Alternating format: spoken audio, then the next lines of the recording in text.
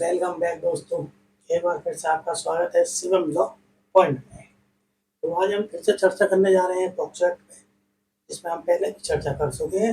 तो POCSO act में हमने एक पार्ट कवर कर लिया था, जिसमें हम धारा 1 से लेके तो धारा 18 तक हमने पढ़ लिए थे। अब जो हम आगे पढ़ेंगे तो धारा 19 से पढ़ेंगे। धारा 18 में हमने कवर कर लिया था पेयत्न के लिए दंड। धारा 18 में पेयत्न के लिए दंड के बारे में बताया गया था, जो हम पिछली वीडियो में कवर कर चुके थे। तो आज हम नई वीडियो जो पार्ट 2 है वो हम शुरू करेंगे धारा 19 से।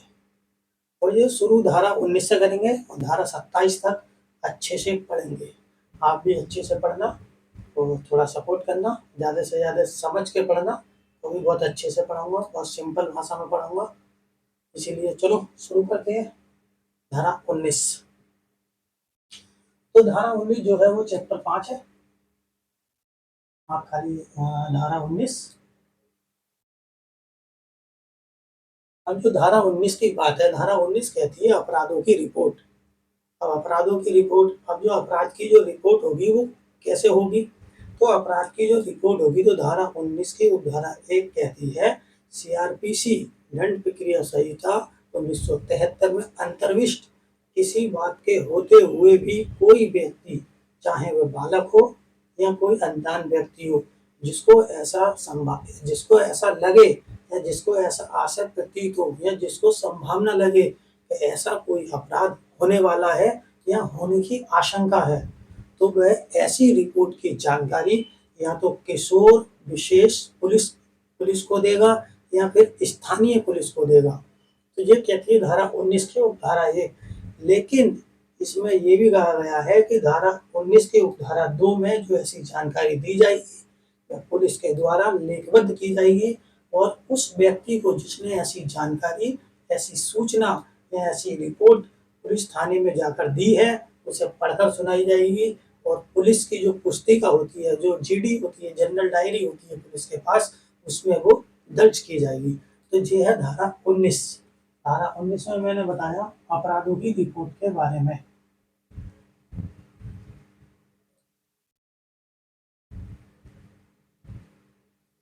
तो अपराधों की रिपोर्ट के बारे में मैंने बताया। अब जो जब ये रिपोर्ट होगी ये सीआरपीसी 1973 के अकॉर्डिंग ही दर्ज की जाएगी। और जो व्यक्ति ऐसी रिपोर्ट देगा उस व्यक्ति को ये रिपोर्ट पढ़ के सुनाई जाएगी और लेखबद्ध की जाएगी। और पुलिस के पास जो जनरल डायरी रखी जाती है उसमें भी लेखबद्ध की जाएगी। तो ये हो गई आपकी धारा 19। धारा 19 में कुछ नहीं, केवल ध्यान रखना है अपराधों की रिपोर्ट। ठीक है, धारा 19 में केवल 2 सब क्लॉज ध्यान रखने हैं। धारा 19 का सब क्लॉज 1, धारा 19 का सब क्लॉज 2। धारा 19 है। अब चर्चा करते हैं धारा 20। अब धारा 20 का कहती है, धारा 20 कहती है मामले की रिपोर्ट करने के लिए मीडिया, स्टूडियो और फोटो चित्रण या ऐसी कोई लैब या कोई भी मान लीजिए कोई कंप्यूटर साधन या कुछ भी हो, ऐसे बारे में धारा 20 बताती है। क्या किसके बारे में बताती है? धारा 20 मीडिया, फोटो स्टूडियो या कंप्यूटराइज लैब।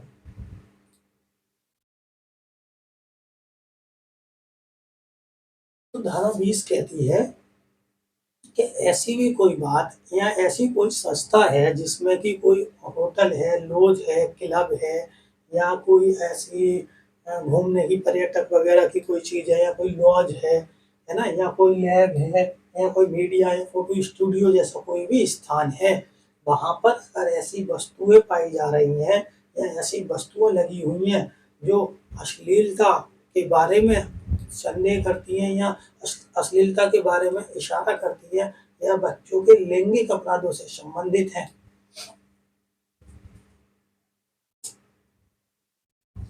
या बच्चों के लैंगिक अपराधों से संबंधित है और ऐसा लगता है कि ऐसी कोई वस्तु या कोई ऐसी सामग्री जो बच्चों के लैंगिक अपराधों को मतलब कि बढ़ाएगी, उसमें बढ़ोतरी करेगी, तो वह धारा 20 के अकॉर्डिंग आएगा। ठीक है, अब जो धारा 19 और जो धारा 20 हमने पढ़ी है उसका जो हम दंड पढ़ेंगे वो धारा 21 में पढ़ेंगे।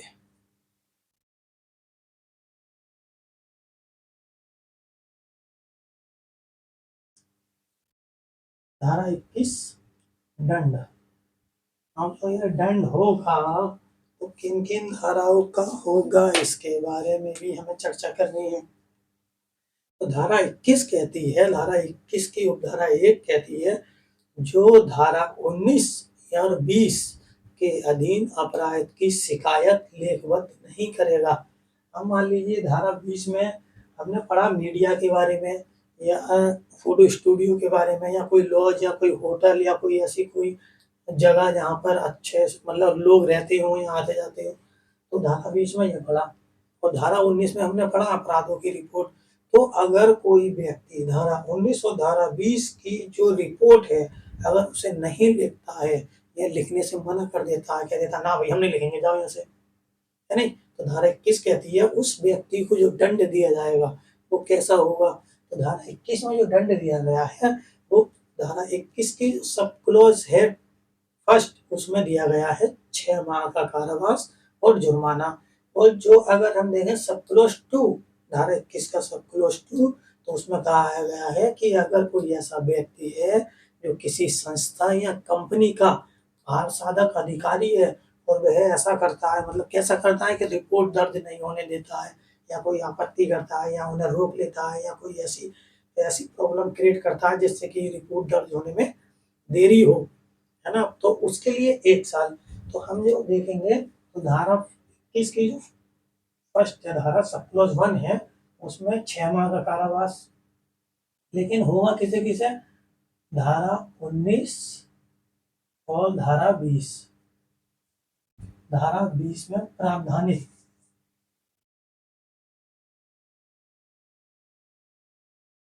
बातों को ना करने पर, पूरा ना करने पर, पहले में सब क्लोज 1 में होगा 6 माह का कारावास प्लस जुर्माना, ठीक है। और सब क्लोज 2 में क्या होगा, सब क्लोज 2 में अगर कोई संस्था है कोई कंपनी है उसका भार साधक अधिकारी रिपोर्ट दर्ज होने में ऐसी कोई आपत्ति क्रिएट करता है या उस व्यक्ति को रोकता है तो ऐसा में उस व्यक्ति के लिए दंड होगा वो ज़्यादा ही होगा, स्वाभाविक सी बात है। तो उसके लिए 1 साल का कारावास और प्लस जुर्माना, यह दोनों से दंड। तो इसके लिए हो गया 1 साल प्लस जुर्माना। अब ये है कौन, ये है कंपनी या संस्था का भार साधक अधिकारी।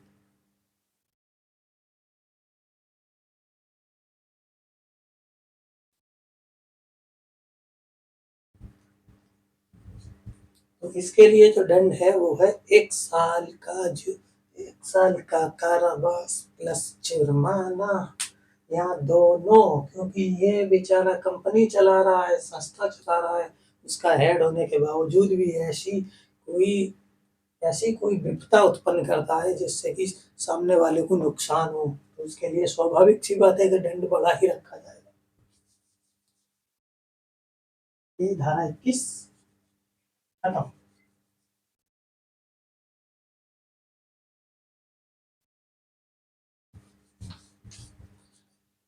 अब जो हम पढ़ेंगे वो पढ़ेंगे धारा 22। अब धारा 22 क्या कहती है, मिथ्या परिवार या मिथ्या सूचना के लिए दंड। धारा 22 मिथ्या परिवार या मिथ्या सूचना के लिए दंड। अब धारा 22 कहती है अगर कोई व्यक्ति ऐसे मामले में, कैसे मामले में, कैसा मामला होना चाहिए, अगर कोई व्यक्ति ऐसा मामला जो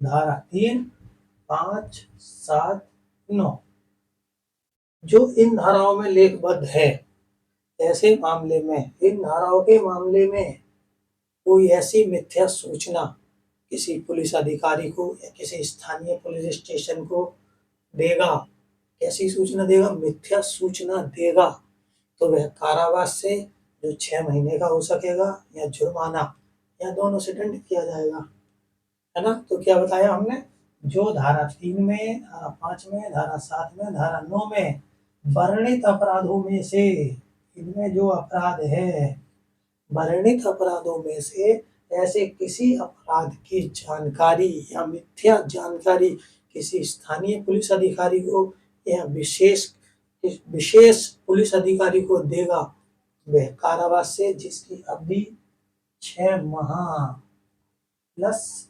जुर्माना, कितना, 6 माह, ये हो गया कारावास। अगर कोई व्यक्ति ऐसी जानकारी देता है तो ये धारा 22 के उपधारा 1 के अंतर्गत व्यक्ति को 6 माह का कारावास प्लस जुर्माना। लेकिन परंतु भी इसमें अगर उपधारा 2 अगर ऐसी कोई जानकारी कोई बच्चा देता है या बालक देता है तो उस बच्चे को किसी भी प्रकार का कोई दंड नहीं दिया जाएगा। तो धारा 2 कहती है, अगर ऐसी कोई जानकारी जो धारा 3, धारा 5, धारा 7 और धारा 9 में वर्णित किसी अपराध के होते हुए या नहीं होते हुए या कोई बच्चा मिथ्या जानकारी किसी स्थानीय पुलिस अधिकारी हो या विशेष पुलिस अधिकारी को देगा तो उसे किसी भी प्रकार का कोई दंड नहीं दिया जाएगा। क्योंकि ऐसा मान लिया जाता है कि अगर बच्चे ने ऐसे अपराध की सूचना दी है तो वो हो सकता है किसी के कहने में आकर, किसी के बहकावे में आकर दी हो। तो इसीलिए बच्चे को किसी प्रकार की कोई भी सजा नहीं दी जाएगी। ये हो गई धारा 22।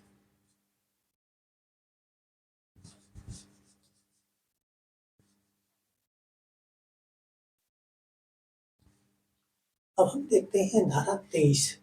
धारा 23 जब हम देखेंगे तो उसमें लिखा है मीडिया के लिए प्रक्रिया। अब धारा 23 में मीडिया के लिए क्या प्रक्रिया होगी? कोई मीडिया है, कोई स्टूडियो है या फोटो चित्रण है, किसी बालक पर टीका टिप्पणी नहीं करेगा। मान लीजिए कोई भी प्रेस वाला है या कोई भी तुम्हारे की न्यूज वाला है ना, न्यूज एंकर है या कोई स्टूडियो वाला है, तो ऐसा व्यक्ति उस बालक पर टीका टिप्पणी नहीं करेगा कि उसने ऐसा क्यों किया, कि ऐसा कैसे हुआ, कि वह वहाँ मिला, क्यों मिला, कहाँ मिला, क्यों गया, क्या करने गया। ऐसी किसी भी प्रकार की कोई भी टीका टिप्पणी मीडिया में, स्टूडियो में या किसी भी जगह फोटो चित्रणों में नहीं की जाएगी। तो अगर कोई मीडिया या कोई स्टूडियो ऐसा करता है, पहले हम लिख लेते हैं मीडिया के लिए प्रक्रिया। धारा 23 मीडिया।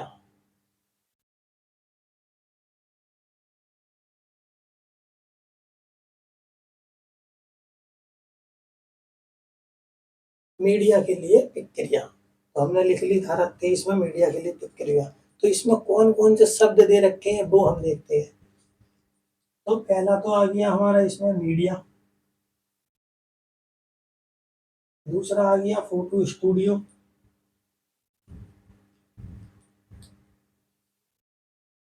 और तीसरा आ गया आपका चित्रण।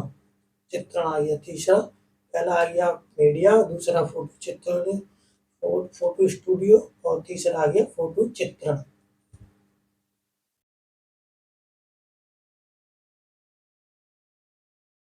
अब ये 3 शब्द हैं। तो इन्हें ये कहा गया है कि इनमें से कोई भी किसी भी व्यक्ति या वो किसी बच्चे के बारे में, किसी बालक के बारे में किसी भी प्रकार की कोई भी टीका टिप्पणी नहीं करेगा। और अगर ये मान लीजिए ऐसा करते हैं, इन्होंने टीका टिप्पणी की तो इन्हें फिर दंड मिलेगा, पनिशमेंट मिलेगा। अब पनिशमेंट कितना मिलेगा? 6 माह का, कम से कम 6 माह का कारावास या अधिकतम 1 वर्ष। तो ये लिख लीजिए कारावास कम से कम 6 माह या अधिकतम 1 वर्ष प्लस जुर्माना या दोनों। ठीक है, ये हो गई हमारी धारा 23 समाप्त। धारा 24 बालकों के कथन को अभिलिखित करना।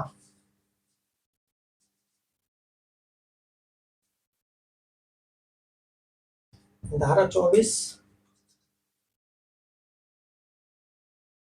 बालकों के कथन को अभिलिखित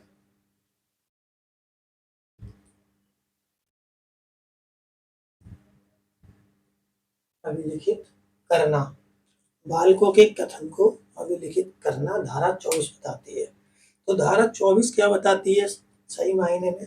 तो धारा 24 की जो धारा 1 है, बालक का कथन उसके निवास स्थान पर या उसकी पसंदीदा जगह पर लेखबद्ध किया जाएगा। क्या?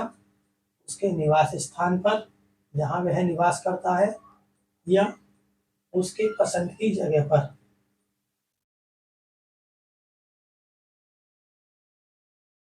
उसके पसंद की जगह पर देखा गया पहला। ठीक है। और दूसरे में कहा है कि जो भी कोई ऐसा कथन लेखबद्ध करेगा वह पुलिस अधिकारी वर्दी में नहीं होगा। तो या दूसरे पॉइंट में पुलिस का वर्दी में नहीं होना, ये दूसरा पॉइंट आ गया। तीसरे पॉइंट में क्या कहा है? तीसरे पॉइंट में कहा है अगर ऐसा कथन जो लेखबद्ध किया जा रहा है वहां पर ये देखा जाएगा कि बालक के आसपास अभियुक्त का साया नहीं होना चाहिए। तो यहाँ लिख लेते हैं बालक के पास अभियुक्त की मौजूदगी ना हो।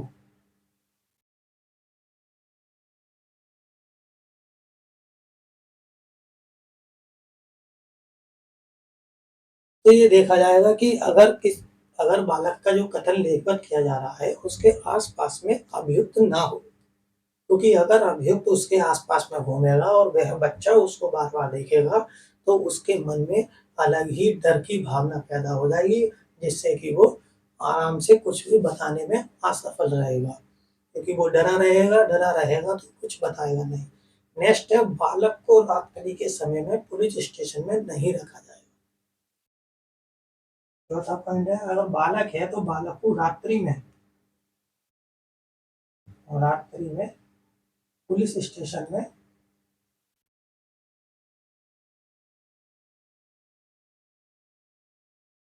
नहीं रखा जाएगा। और एक इम्पोर्टेंट बात, जो भी ऐसा कथन लेखबद्ध करेगा वह महिला पुलिस अधिकारी होगी। कौन करेगा? महिला पुलिस अधिकारी।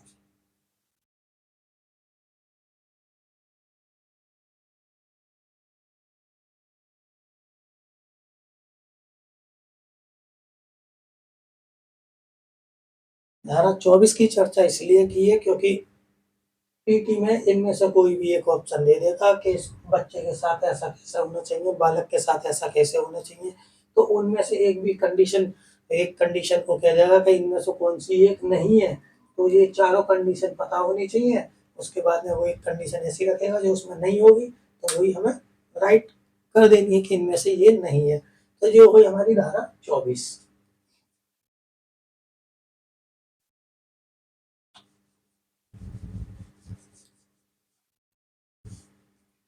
अब देखते हैं धारा 25, मजिस्ट्रेट द्वारा बालक के कथन को अभिलेखन करना।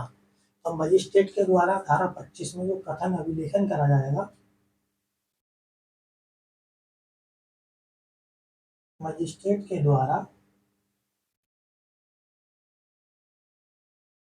बालक के कथन को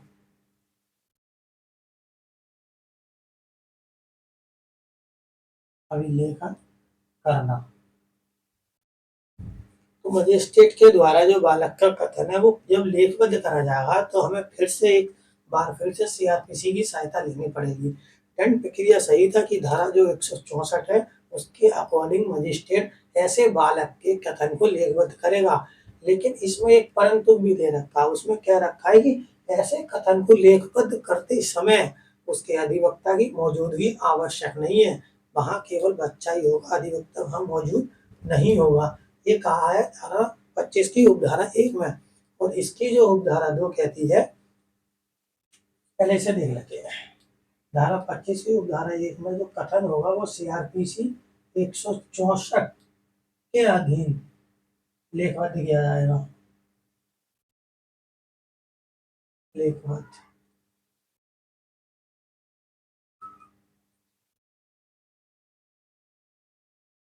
तो सीआरपीसी के अधीन ये कथन लेखबद्ध किया जाएगा। ठीक है, अब ये कथन जो लेखबद्ध होगा, इसी में ये परंतु के है। परंतु में कहा है कि अधिवक्ता की मौजूदगी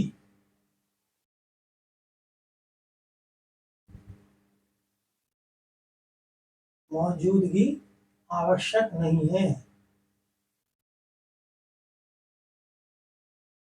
यहाँ पर जो है अधिवक्ता की मौजूदगी को आवश्यक नहीं माना है। बिना अधिवक्ता की उपस्थिति के ये कथन लिखबद्ध किया जाएगा। ये कहा गया है सब क्लॉज 1 में। और सब क्लॉज 2 कहता है जब मजिस्ट्रेट मजिस्ट्रेट ऐसा कथन को लेखबद्ध कर लिया, अभिलिखित कर लिया, उसने ऐसा कथन अभिलिखित कर लिया, और प्लस इसके साथ में ही 173 के अकॉर्डिंग पुलिस रिपोर्ट उसको प्राप्त हो गई। पुलिस रिपोर्ट शॉर्ट में लिखा है, पुलिस रिपोर्ट उसको मिल गई, अंतिम पुलिस रिपोर्ट यानी कि फाइनल है ना, पीआरएफ, पुलिस रिपोर्ट फाइनल उसे प्राप्त हो गई। तो जो मजिस्ट्रेट होगा वो इनकी प्रति, एक तो 164 में जो अभिलिखित बयान है उनकी प्रति, जो कथन दिए हैं बच्चे ने उसकी प्रति, और 173 में जो उसे निःशुल्क वो प्राप्त हुई है police report, final police report जो 173 में मजिस्ट्रेट को प्राप्त हुई है उसकी प्रति, ये दोनों की दोनों प्रति सीआरपीसी की धारा 207 के अकॉर्डिंग, सीआरपीसी की धारा 207 के अकॉर्डिंग बालक को, बालक के माता पिता को, किसे, या तो बालक या उसके माता पिता या संरक्षक, इनमें से किसी को निःशुल्क प्रदान की जाएगी। निःशुल्क देगा, कौन देगा, मजिस्ट्रेट। तो ये धारा 25 हमारी समाप्त।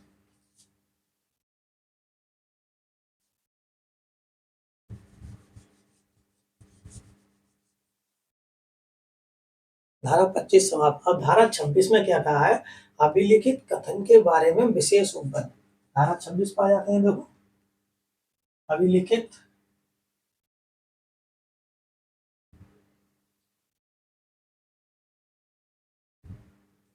अभिलिखित कथन के बारे में विशेष उपबंध। अब जो विशेष उपबंध क्या है, अब जो कथन अभिलिखित होंगे, या मान लीजिए जो बालक है, बालक जो है गूंगा है, गूंगा है तो वहां विशेषज्ञ को नियुक्त करा जाएगा। ये गूंगा है, अगर बोल नहीं सकता है, बोलने में असक्षम है, तो वहां कोई विशेषज्ञ आएगा, गूंगा है तो। या मान लीजिए बहरा है, सुन नहीं सकता, तब वहां पर एक विशेषज्ञ को नियुक्त करा जाएगा। या मान लीजिए कोई ऐसी भाषा बोल रहा है जो किसी के समझ में नहीं आ रही है या भाषा, तो वहां पर विशेषज्ञ को नियुक्त करा जाएगा। तो जो धारा 26 बताती है वो यही बताती है कि जो कथन अभिलिखित करा जाएगा उसके बारे में विशेष उपबंध। उपबंध क्या होंगे, अगर बालक बहरा है तो उसके लिए वो सुन तो पाएगा नहीं कौन क्या कह रहा है, तो उसके लिए एक स्पेशलिस्ट बुलाया जाएगा। या मान लीजिए बालक मानसिक रोग से पीड़ित है, मानसिक रोग से पीड़ित है, तो वहाँ कोई चिकित्सक उससे परामर्श लेके, या कोई ऐसा चिकित्सक जो रजिस्टर्ड हो उसके द्वारा, है ना। तो ऐसी ऐसी कंडीशन, ऐसी बातें जो धारा 26 में बताई गई है वो विशेष उपबंध के बारे में इशारा करती है कि जो विशेष उपबंध के अंतर्गत आएगा। ठीक है, अब धारा 26 26 हमारा खत्म, धारा 26 खत्म। धारा 27, धारा 27 अब क्या होगी, धारा 27, धारा 26 में हमने देखा उसके कथन हुए बालक के, ठीक है। और धारा 25 में मजिस्ट्रेट ने उसके 164 के बयान ले लिए।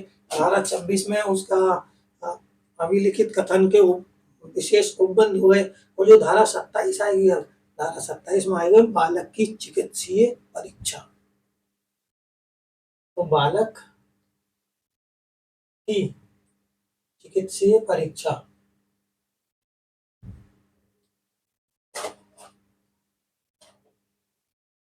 धारा 27 कहती है। अब धारा 27 में जो बालक की चिकित्सीय परीक्षा होगी तो वो होगी सीआरपीसी की धारा 164 ए। कितना? 164 ए। 164 ए के अकॉर्डिंग, सीआरपीसी की धारा 164 ए के अकॉर्डिंग जो बालक की चिकित्सीय परीक्षा की जाएगी वो कायम होगी। देखो पहला पॉइंट हम देखते हैं कैसे होगी, ठीक है। कैसे होगी? अगर बालक जो है लड़की है या बालिका है तो वहां महिला डॉक्टर के द्वारा होगी। अगर बालक बालिका है तो वहां डॉक्टर महिला, ठीक। तो दूसरा पॉइंट, जब उसकी चिकित्सीय परीक्षा होगी तो उनमें से उस बालक का या तो माता पिता हो, वहां उपस्थित हो माता पिता, और अगर माता पिता नहीं है तो उस बालक का भरोसेमंद कोई व्यक्ति जिस पे बालक भरोसा करता हो, भरोसेमंद व्यक्ति वहां उपस्थित हो उसके साथ, ठीक है। तीसरा पॉइंट, अब मान लीजिए ना ही उसके मम्मी ना पापा ना भरोसेमंद व्यक्ति, इनमें से कोई वहां उपस्थित नहीं है तो वहां जो चिकित्सा अधिकारी होगा वह ऐसे व्यक्ति को जो उस हॉस्पिटल में या उस भवन में जो नाम दर्ज है यानी कि रजिस्टर्ड है, तो ऐसे व्यक्ति की उपस्थिति में और ये सारे परीक्षण कराएगा। तो किसकी उपस्थिति में? माता पिता के ना होने पर नाम निर्दिष्ट कोई महिला जो वहां रहने वाली है, ठीक है। नाम निर्दिष्ट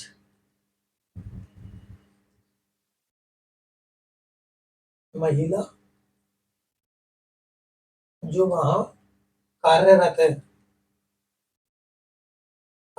है, वहां के भार साधक चिकित्सक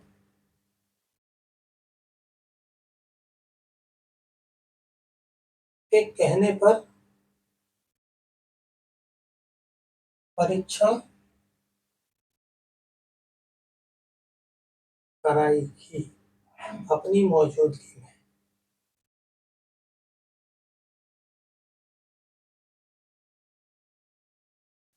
ठीक है। अगर मान लीजिए उसका ना माता है ना पिता है ना ही कोई ऐसा व्यक्ति जो उस पर वो भरोसा करता हो, बच्चा कोई भी उपस्थित नहीं है, तो हॉस्पिटल का जो भार साधक व्यक्ति होगा वो किसी ऐसी महिला को जो वहां रजिस्टर्ड हो तो उसके निर्देशानुसार मतलब उसके सामने उस परीक्षण को पूरा किया जाएगा ताकि कल को या आगे को किसी भी प्रकार की कोई भी आपत्ति न उठाई जा सके। इसीलिए हमने ये अब देखो धारा 27 कंप्लीट कर दी है। अब इसमें कुछ धाराएं रह गई हैं, टोटल 46 धाराएं हैं, कुछ धाराएं रह गई हैं वो हम एक वीडियो में जल्द से समाप्त कर देंगे क्योंकि उनमें कुछ ज़्यादा इम्पोर्टेंट नहीं है, सीधी सीधी धाराएं हैं, केवल पढ़नी है और समझना है ना। तो जो लिखने का काम था और जो ज़्यादा समझने का काम था डीपली वो यहाँ 27 तक पूरा हो गया। अब आगे जो हम पढ़ेंगे धारा 28 से सीधा 46 तक एक वीडियो में कवर कर लेंगे।